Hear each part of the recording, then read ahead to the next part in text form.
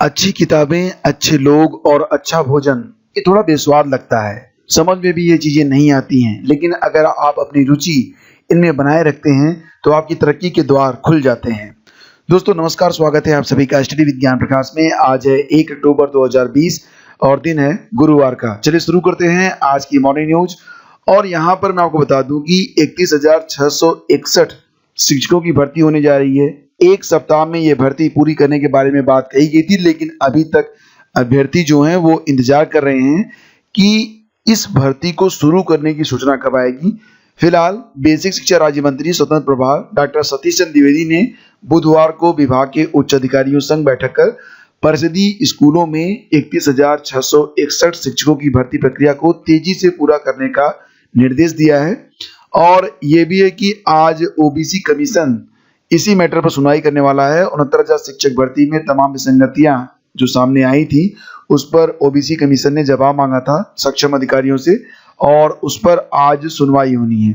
और कई वरिष्ठ अधिकारियों को आज व्यक्तिगत तौर से बुलाया गया है, जिसमें एमआरसी का मुद्दा जो है वो मुख्य रूप से होगा। तो इस पर जो भी न्यूज आएगी वो मैं आपको तुरंत अपडेट करूंगा। अगर आप बिहार पुलिस भर्ती से संबंधित है तो आपको बता दें कि दरोगा, सार्जेंट और सहायक जेल अधीक्षक, सिपाही और होमगार्ड की लिखित परीक्षा जो कि होने वाली थी 11 अक्टूबर को, वो स्थगित कर दी गई है। और ये स्थगन इसलिए हुआ है क्योंकि वहां पर अब चुनाव शुरू होने वाले हैं। ठीक है, तो ये जो परीक्षाएं होने वाली थी, इनको जो है अब परीक्षा केंद्र नहीं मिल रहे हैं, जिसकी वजह से ये जो परीक्षाएं हैं वो स्थगित की जा रही हैं। तो बिहार में दरोगा, सार्जेंट और सहायक जेल अधीक्षक समेत चालक सिपाही और होमगार्ड सिपाही के पद के लिए होने वाली लिखित परीक्षा स्थगित कर दी गई है। चुनाव के चलते ये परीक्षा केंद्र उपलब्ध नहीं होने के चलते ये निर्णय लिया गया है। और आपको बता दें कि बिहार पुलिस में दरोगा और सार्जेंट के अलावा सहायक जेल अधीक्षक और मुख्य लिखित परीक्षा 11 अक्टूबर को होनी थी, पर चुनाव की घोषणा और सेंटर उपलब्ध नहीं होने के कारण इसे स्थगित कर दिया गया है। इसके अलावा चालक सिपाही के 1,722 पद और होमगार्ड में सिपाही के 551 पदों के लिए क्रमशः 14 और 18 अक्टूबर को जो परीक्षा होने जा रही थी वो भी स्थगित हो गई है। फिलहाल इसकी जो मुख्य परीक्षा है वो अब 29 नवंबर को होगी। आपको बता दें कि दरोगा, सार्जेंट और सहायक जेल अधीक्षक की लिखित परीक्षा जो कि मुख्य परीक्षा होगी, इसकी नई तारीख भी घोषित कर दी गई है। मुख्य परीक्षा होगी 29 नवंबर को। दरोगा, सार्जेंट और सहायक जेल अधीक्षक के 2,446 पद हैं, और इस पर जो प्री की परीक्षा है वो पहले ही करवाई जा चुकी है। मुख्य परीक्षा होगी 29 नवंबर को। और जैसा कि अखबारों में और सोशल मीडिया में भी कुछ खबरें जो होती हैं, मैंने आपसे कई बार कहा कि सोशल मीडिया में जो खबरें उड़ती हैं उनमें तो बेसिर पैर की न्यूज आती है। तो फिलहाल एक खबर और भी वायरल हो रही है कि आरआरबी एनटीपीसी की परीक्षा जो कि 15 दिसंबर से होने जा रही है, तो उस पर भी एक न्यूज वायरल हो रही है कि जो परीक्षा कराने वाली एजेंसी है उसने परीक्षा को कराने से हाथ खड़े कर दिए हैं। लेकिन ये खबर पूरी तरह से फर्जी है और अखबार की खबर की हेडिंग के साथ छेड़छाड़ की गई है। भारत सरकार के प्रेस सूचना कार्यालय यानी कि पीआईबी ने इस खबर का खंडन किया है। और ये जो खबर है वो पीआईबी का जो ट्विटर हैंडल है उस पर भी जाकर आप देख सकते हैं। तो सरकार की फैक्ट चेक ऑर्गेनाइजेशन यानी कि पीआईबी फैक्ट चेक ने इस खबर को पूरी तरह से फेक करार दिया है। पीआईबी फैक्ट चेक ने ट्वीट कर कहा है कि एक न्यूज़पेपर हेडलाइन में दावा किया जा रहा है कि रेलवे द्वारा 1.5 लाख पदों पर भर्ती के लिए 15 दिसंबर से आयोजित की जा रही परीक्षाएं रद्द कर दी गई हैं। तो यह हेडलाइन मॉर्फ्ड यानी कि छेड़छाड़ की हुई है। और ये ट्वीट आप देख सकते हैं पीआईबी फैक्ट चेक की ओर से किया गया है। और इसमें ये जो न्यूज आप देख रहे हैं जिस पर ये पूरा हो हल्ला मचा हुआ है, लोगों को कंफ्यूज करने के लिए जो है काम समर्थी तत्व करते रहते हैं। तो ये खबर पूरी तरह से भ्रामक है। आपकी परीक्षा जो है वो 15 दिसंबर से ही हो रही है। आपको तैयारी बिल्कुल करते रहना चाहिए, और जिसके लिए आपको स्टैटिक जीके और रीजनिंग की क्लास अब स्टार्ट की जा रही है। तो स्टैटिक जीके की क्लास तो आपको मिल ही रही है डेली टॉप 30 के अंतर्गत। तो जितने भी रेलवे के अभ्यर्थी हैं वो जरूर वॉच किया करें, इससे आपकी तैयारी जो होगी वो बहुत ही बेहतर हो जाएगी। और आपको बता दें कि देश भर में कंटेनमेंट जोन के बाहर 15 अक्टूबर से 50% दर्शकों के साथ सिनेमाघर, थिएटर और मल्टीप्लेक्स खोले जा सकेंगे। केंद्र सरकार ने बुधवार को अनलॉक के नए दिशा निर्देश जारी कर दिए हैं। इसके अलावा स्कूल कॉलेजों में कक्षाओं के संचालन का फैसला केंद्र ने पूरी तरह से राज्यों पर छोड़ दिया है। यानी कि राज्य सरकार स्वयं निर्णय लें कि उनके यहाँ स्कूल और कॉलेज कब खुलेंगे। ठीक है, और जो सामाजिक समारोह होते हैं, आयोजन होते हैं, उसमें 100 लोगों की मौजूदगी के साथ अनुमति दे दी गई है।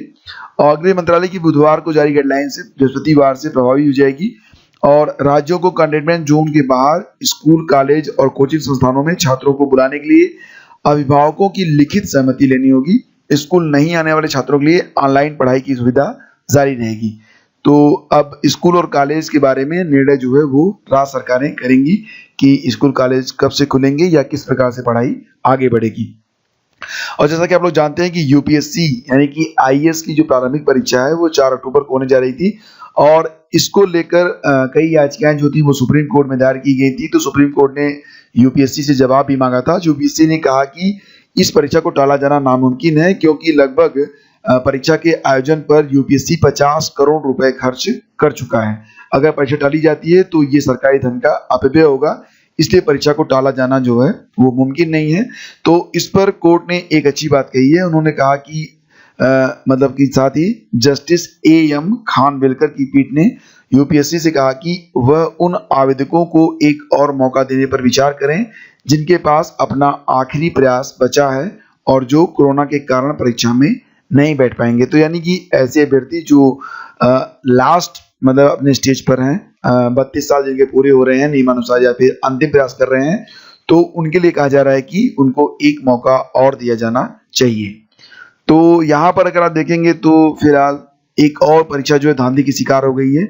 नीट यूपीसीएसटीटी में छेड़छाड़ हुई है। 2 एमबीबीएस डॉक्टर समेत 7 लोग गिरफ्तार किए गए हैं। तो नेशनल एलिजिबिलिटी एंट्रेंस टेस्ट यानी कि नीट और Uttar Pradesh combined agriculture and technology entrance test 2020 जिसको आप कहेंगे यूपीसीएटीटी, तो ये 2 परीक्षाएं हैं जिसमें छेड़छाड़ हुई है। साल्वर गैंग ने प्रदेश भर में परीक्षाएं दी और बजरिया पुलिस कानपुर ने बुधवार को साल्वर गैंग का भंडा फोड़कर 2 एमबीबीएस डॉक्टर समेत 7 आरोपियों को गिरफ्तार किया है। यानी कि जो धांधली वाली प्रक्रिया है वो अब काफी बड़े लेवल पर हो गई है। नीट और यूपीसीएटीटी में भी अब ऐसे काम हो रहे हैं और आप देख रहे हैं कि एमबीबीएस डॉक्टर भी इसमें शामिल है। खैर इनको तो कठिन से कठिन दंड मिलना चाहिए ताकि लोगों के लिए नजीर बन सके। फिलहाल यहाँ पर जो न्यूज निकल के आ रही है वो ये है कि एसपी पश्चिम ने बताया कि वेद रतन, महफूज और डॉक्टर सचिन अभ्यर्थियों को जुटाते थे, फर्जी आधार कार्ड और फोटो मिक्स कर दस्तावेज तैयार करते थे। जिम्मेदारी धीरेन्द्र की रहती थी। वह कल्याणपुर के शारदा नगर स्थित अपने फोटो स्टूडियो में पूरा खेल करता था। एक अभ्यर्थी से 10 से 15 लाख तक पास कराने के लिए वसूलते थे। पूछताछ में आरोपियों ने पूरा फर्जीवाड़ा कबूला है।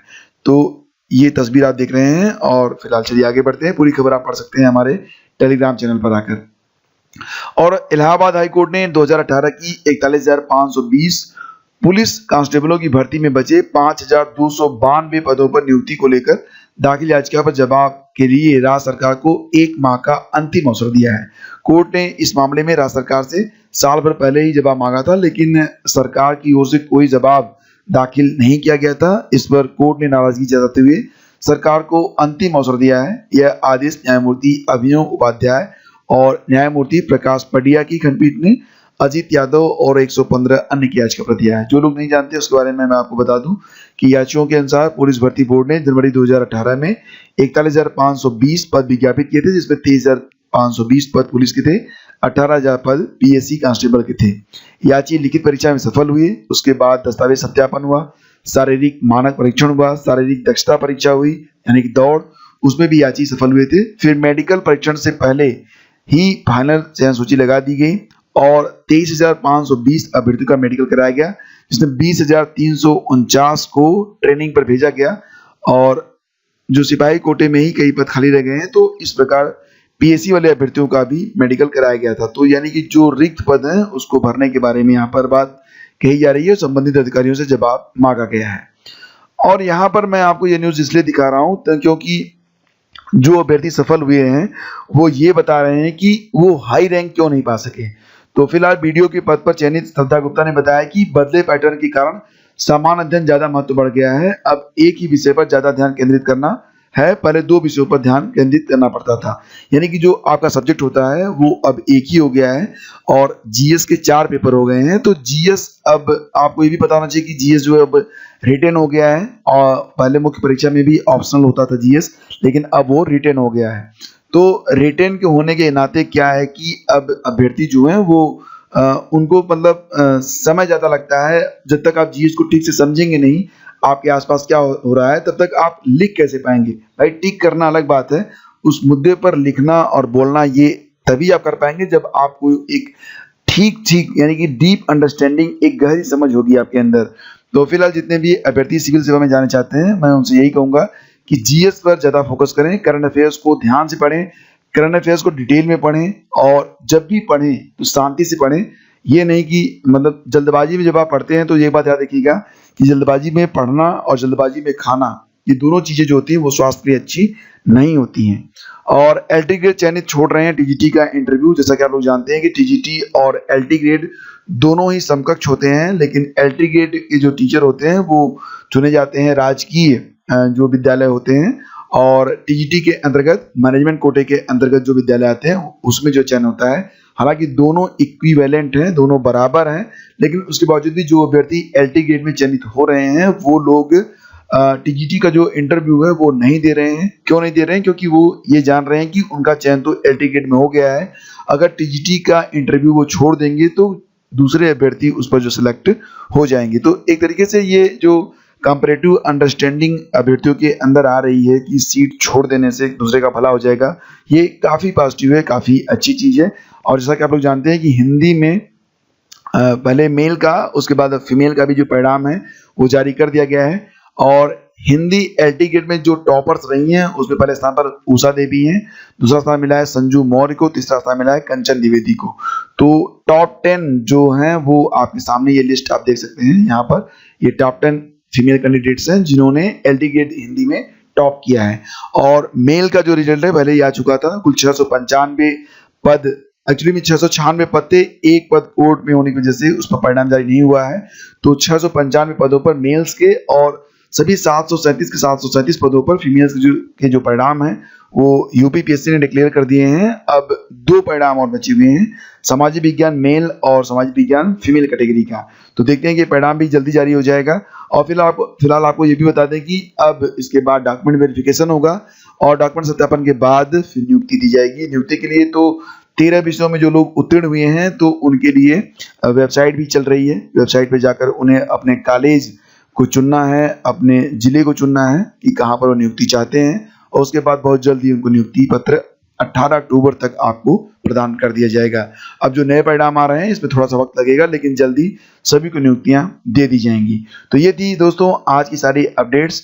वीडियो पसंद आया तो आप लाइक और शेयर जरूर कर दीजिएगा, और साथ ही साथ दोपहर में जो एक सेशन होता है लाइव स्टैटिक जीके का, उसको भी आप लोग जरूर वॉच किया करें।